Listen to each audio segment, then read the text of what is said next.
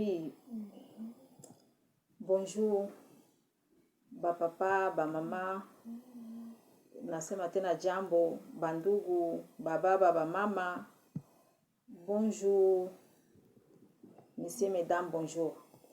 Je viens continuer mon message. Donc, aujourd'hui, je vous montre, moi je suis là pour venir vous montrer que le vrai Israël, c'est au Congo. Le vrai Israël, c'est en Afrique. Et tout, c'est ici, dans la Bible, comme je vous avais dit. Donc, je viens vous donner les passages de la Bible.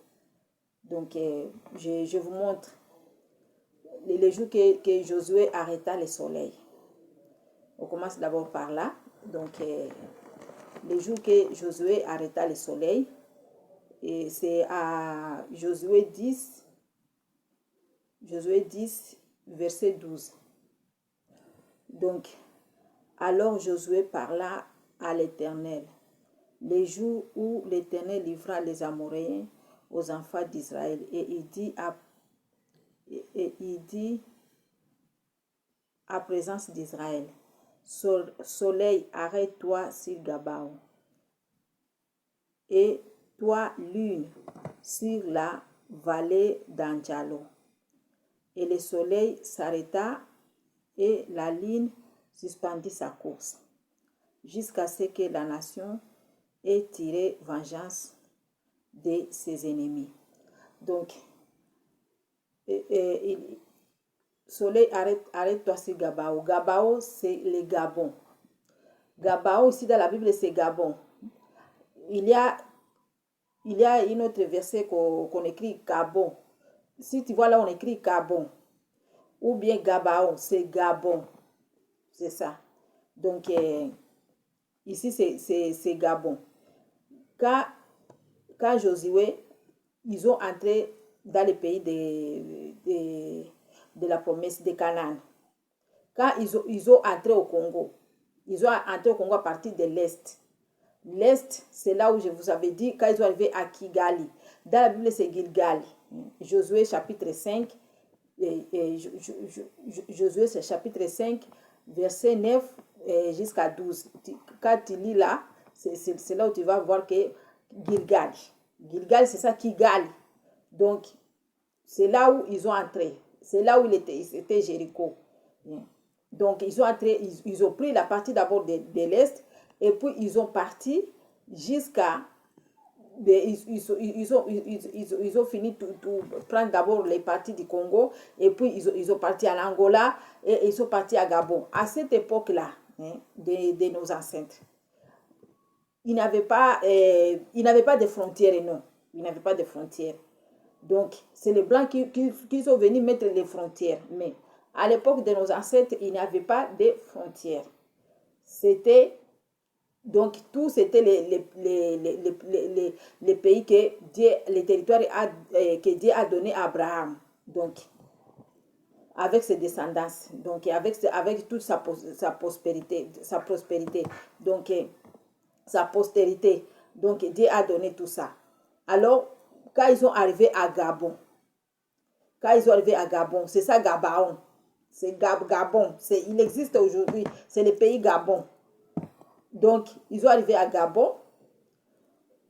Gabon, c'est l'ouest. Si tu regardes dans la carte de l'Afrique, Gabon, c'est l'ouest. Alors, Anjalo, et la lune sur la vallée d'Anjalo. Arrête-toi sur la ligne d'Anjalo. Anjalo, c'est l'est. C'est à Tanzanie. Anjalo, c'est l'est, c'est à Tanzanie. C'est là où ça se trouve, Mont Anjalo.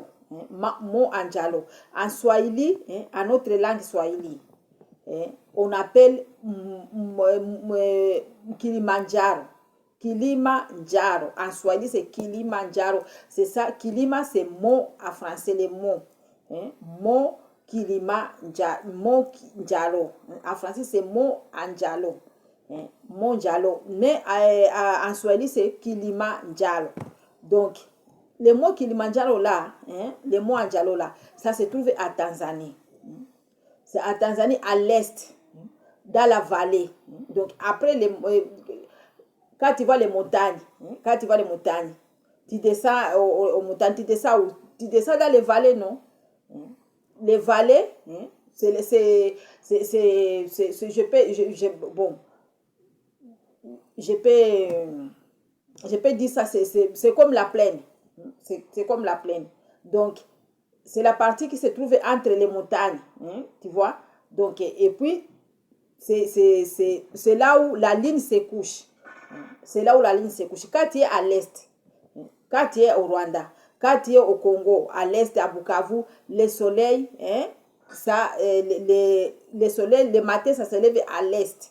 Hein, et ça part. Donc, quand ils étaient déjà à Gabon, hein, quand ils étaient déjà à Gabon, le soleil, hein, il était déjà soir. Hein, il était déjà soir. Je crois soir à partir de 17h ou bien on peut dire à 16h comme ça. Hein, et Josué a vu que les ennemis, ils étaient beaucoup. Hein, les ennemis, il était beaucoup. Si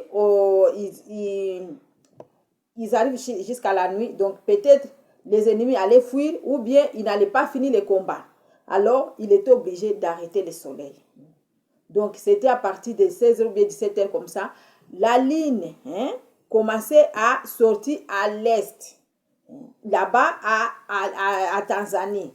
Hein, là-bas, à Tanzanie, à Andjalo.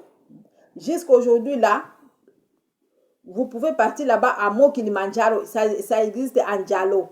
Andjalo, à notre langue, dans notre langue hébraïque. Kiswahili, c'est la langue hébraïque. D'ailleurs, c'est les langues swahili qu'on appelle la langue araméenne. C'est ça qu'on a changé, que c'est l'araméen, alors que c'est le swahili.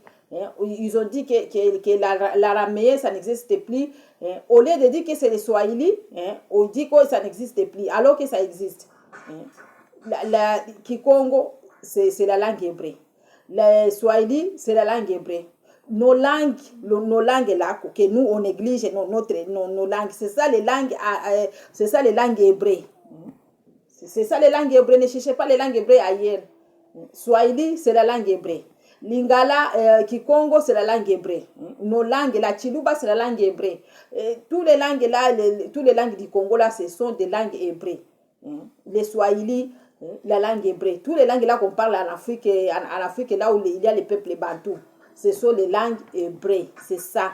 C'est ça, c'est qu'on nous a caché. Donc, on dit que vous allez connaître la vérité et la vérité vous franchira. Donc, Andjalo, c'est ça. Quand ils étaient là-bas à Gabon, c'est là où il a dit, arrête-toi soleil, sur Gabon. À l'époque, là, ils appelaient Gabon, mais c'est ça, Gabon. Quand les Français sont venus partager, c'est là où ils ont mis Gabon. Donc, le soleil s'est arrêté à Gabon. Et la ligne, il n'a pas sorti là-bas à Andjalo, au valet des Mont Kilimandjaro. La ligne n'a pas sorti là-bas. C'est ça l'Est. C'est ça l'Orient de l'Afrique. L'Est. Les choses éclairent ici. Ce n'est pas les choses que vous allez chercher de midi à 14h. Non. Gabon, le soleil s'est arrêté à Gabon. Et la ligne n'a pas sorti là où il a fallu qu'il sorte. À partir de 18h, à partir de 18h, la ligne commence à sortir. Il s'est arrêté là-bas. Il s'est arrêté dans la vallée d'Andjalo, de Kilimandjaro. C'est là-bas on appelle Andjalo. Le quartier là, ça se trouve jusqu'à aujourd'hui. Moi, je vous avais dit que tous les quartiers là, tous les pays là qui se trouvaient tout près des véritables Israéliens de Canaan et du Congo, ils ont déplacé là-bas chez eux pour convaincre les gens. Les Blancs, ils ont pris les quartiers là, les petits pays là, les noms là, Andjalo. Parce que si tu regardes l'ère Israël là, qu'ils ont allé déplacer là-bas à Palestine, ils ont déplacé même les noms là, Andjalo, ça se trouve là-bas. Ça se trouve là-bas, les noms Anjalo. Donc, alors que là-bas, c'est faux Anjalo. Le vrai Anjalo, c'est là qu'il se trouve à Tanzanie. Les choses sont claires. Tu vois? C'est ça. Ça, c'est cette explication-là. Si tu lis dans Josué 10, chapitre 12, là, tu vas comprendre. Donc, je vous laisse ce passage-là. Vous allez le suivre.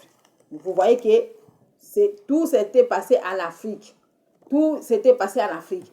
Ils ont sorti en Égypte, ils ont descendu jusqu'en Afrique centrale. Ça allait même ni gauche ni droite. Ils n'ont pas même traversé la mer Rouge là. Ils vont traverser la mer Rouge pour aller chercher quoi? Ils ont traversé le fleuve Nil. C'est le fleuve Nil. Le fleuve Nil là sort là-bas en Égypte jusqu'à source de la fleuve Nil, c'est au Burundi. La source de la fleuve Nil, ça se trouve au Burundi. Cherchez la source de la fleuve Nil. Ça se trouve au Burundi. C'est la fleuve Nil qui sont traversés. Ils n'ont pas traversé la mer Rouge. Arrêtez de croire à ça. Ce sont les mensonges qu'ils sont venus renverser ça. Les Blancs, ils nous ont beaucoup menti. Ils continuent même à nous mentir jusqu'à aujourd'hui là. Donc là, je vous donne le premier passage. On y va dans le deuxième passage. Donc, je vous avais dit Armageddon. Armageddon va se faire où? On y va à Deutéronome. Des Chroniques chapitre 20. Des Chroniques chapitre 20. Dans la vallée de Josaphat. Dans la vallée de Josaphat. Dans la vallée de Josaphat, donc ici, c'est Josaphat qui a fait la guerre avec les Ammonites, avec les Moabites, les Ammonites et les Édomites. Donc, avec les Édomites, c'est les enfants d'Ésaü. Les Ammonites, c'est les enfants de Lot. Et les Moabites, c'est les enfants de Lot. Donc, les enfants de Lot et les enfants d'Ésaü, ils sont venus contre les enfants de Jacob. C'est ça ce que vous allez comprendre. Donc, ils ne sortaient pas de loin. Ils étaient là tout autour des enfants d'Israël. Et c'est eux-mêmes qui combattaient chaque fois contre les enfants de Jacob. Parce que Dieu a béni Jacob plus que Édom, plus que les enfants de Lot. Et c'est pour cela qu'il combattait toujours les enfants de Jacob. Donc, on y va là, parce que vous allez lire tout, verset 1 jusqu'au 29. C'est là où vous allez comprendre bien l'histoire. Mais moi, je prends seulement des petits versets pour vous montrer les endroits. Là où, et vous-même, vous allez confirmer ça. Donc là où ils ont vaincu les ennemis. Là où Dieu les a donné la victoire. Donc, les Moabites là, les Moabites, les Édomites et les Moabites et les Ammonites. Donc, Dieu a fait qu'ils se tuent eux-mêmes. Ils se tuent eux-mêmes. Donc, Dieu a dit aux enfants d'Israël de partir avec leurs enfants, avec leurs femmes, avec leurs maris. Tout, comme on est en train de vous dire aujourd'hui, tous les Congolais, sortez là où vous êtes. Sortez là où vous êtes. Partez avec vos enfants. Partez faire la manifestation. Venez faire la manifestation. Donc, là où le peuple congolais se trouve. Même si tu as des élevages, il faut sortir avec tes élevages. Parce que le roi de Ninive, quand on est allé annoncer au roi de Ninive que Dieu va finir avec les Ninive à cause de leurs péchés. Le roi de Ninive a fait quoi? Il a annoncé que même les animaux,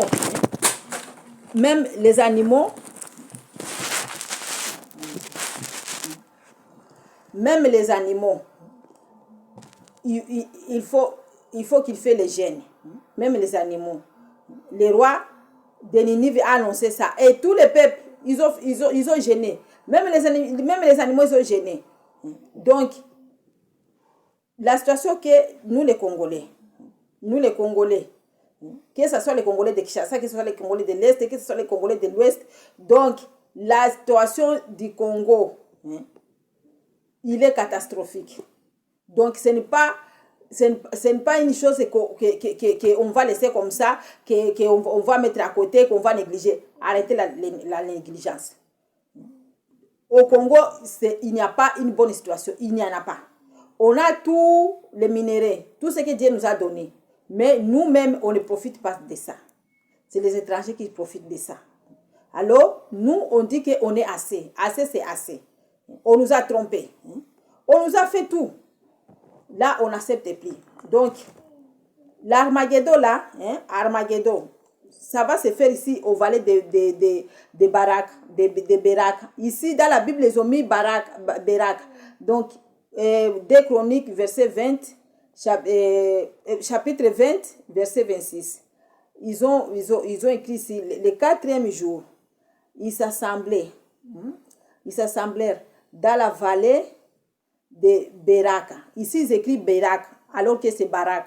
Demandez à un blanc, à un français, qu'est-ce que signifie Berak. Il n'y a pas la signification de Berak en français. Mais, ils ont écrit ça juste pour que les gens ne savent pas que ça s'est passé au Congo. Donc, demande à un blanc qui t'explique ici, Beraka c'est quoi. Il va te dire, c'est un endroit ancien, et comme le nom est déjà changé, parce qu'il ne manque pas des explications. Et quand il t'explique, avec l'air calmement, là, l'air douceur, que les gens voient qu'ils ont la sagesse, alors que c'est la sagesse de la tromperie. Donc tu vas le croire. L'état que même ton frère africain ou bien ta sœur africaine, il vient de te dire la vérité, tu ne crois pas. Mais ce que les Blancs vont te dire, tu vas croire. Et c'est pour cela qu'ils nous ont dominés. Si vous allez rester dans la domination des Blancs, moi, je n'accepte pas ça. C'est le temps qu'on sort dans la domination. C'est l'ère de version. Cette ère de version, ce n'est pas l'ère d'être dominé. Tous les gens qui étaient dominés avec les autres. Donc, c'est l'heure de se dépouiller de la domination, de refuser tout ce que l'ennemi, tout ce que notre oppresseur nous imposait. Parce qu'on était oppressés. On était oppressés. Jusqu'à là, nous sommes oppressés. On nous impose des choses que tu acceptes et tu ne veux pas. On fait de toi, tu ne veux pas. Ils ont amené les églises. Dans les églises, ils nous ont empêchés de danser pour notre Dieu. Nous, les Africains, on danse. C'est Dieu qui a mis à nous cette manière de danser. Dieu donc, surtout nous les Congolais, on est... Donc, ce n'est pas question qu'on va t'apprendre à danser. Non. Depuis petit, chaque Congolais, que ce soit un homme, que ce soit une fille, il connaît danser. Dieu a mis ça à nous parce que nous sommes ses enfants. Nous sommes ses enfants. Dieu aime, notre Dieu aime les chansons. Qu'on chante pour lui, qu'on l'adore, qu'on danse pour lui. Alors les Blancs, l'oppresseur, il est venu nous enlever ça. Parce qu'il avait la jalousie, parce qu'il voyait comment nous on dansait pour Dieu. Et ils ne dansent pas. Ils n'ont pas les danses. Ils n'ont pas de danse. Même les chansons, c'est les Africains, c'est nous les Africains qu'on a appris aux Blancs, même pour chanter. Mais aujourd'hui, là, ils ne peuvent pas nous montrer ça. Aujourd'hui, là, ils nous montrent que c'est eux qui nous ont montré tout. Alors, c'est le contraire. C'est le contraire. C'est nous les Africains qu'on a montré tout aux Blancs. Tout. Quand ils ont appris, alors, ils ont éliminé nos ancêtres qui les montraient comment faire les choses et comment même chanter. Un Congolais, il a un talent. Chaque Congolais a un talent de chanter. Ça ne demande même pas d'aller à l'école ou bien quelqu'un va t'apprendre. Non. Tu te réveilles le matin, tu commences à chanter. Ça, c'est le don que Dieu a mis à nous ses enfants, pour chanter pour lui.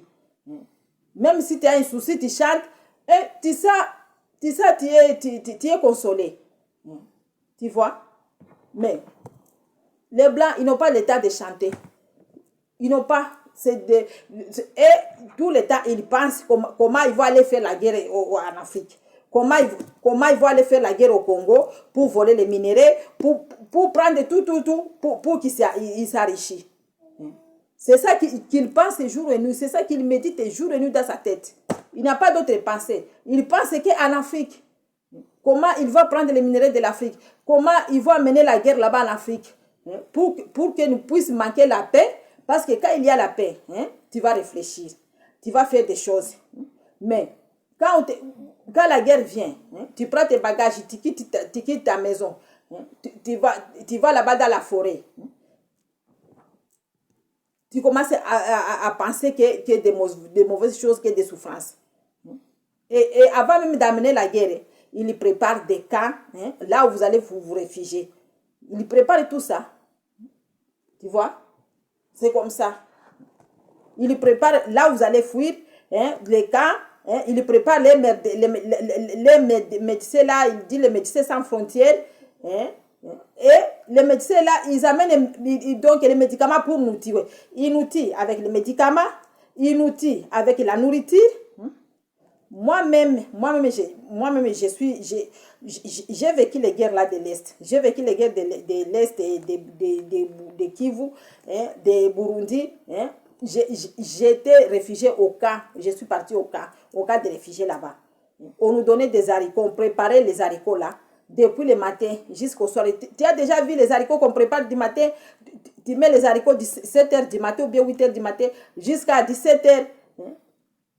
L'haricot n'arrive pas, vous n'arrivez pas à manger l'haricot. Donc, je ne sais pas ce qu'ils mettaient dans les haricots. Tout ça, c'est pour qu'on puisse mourir. Si tu n'as pas, si on ne t'a pas tué avec la balle, on te tue avec les couteaux. Si on ne te tue pas avec les couteaux, on te tue avec la nourriture. Si on ne te tue pas avec la nourriture, les médecins là sans frontières, dit les médecins sans frontières, ils vont te donner les médicaments qui vont te tuer. Donc c'est comme ça. C'est comme ça qu'on vit tous les jours là-bas à l'Est. Jusqu'à l'heure là que je vous parle. Donc les Congolais, ouvrez la tête, ouvrez les yeux, ouvrez les oreilles. Toutes les organes du corps ouvrent. Ne dors plus. Donc, tu vois,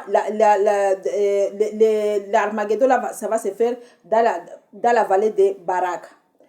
Dans la vallée de Baraka. Baraka, c'est ça la vallée de Baraka. C'est ça la vallée de Baraka. Ça se trouve jusqu'aujourd'hui.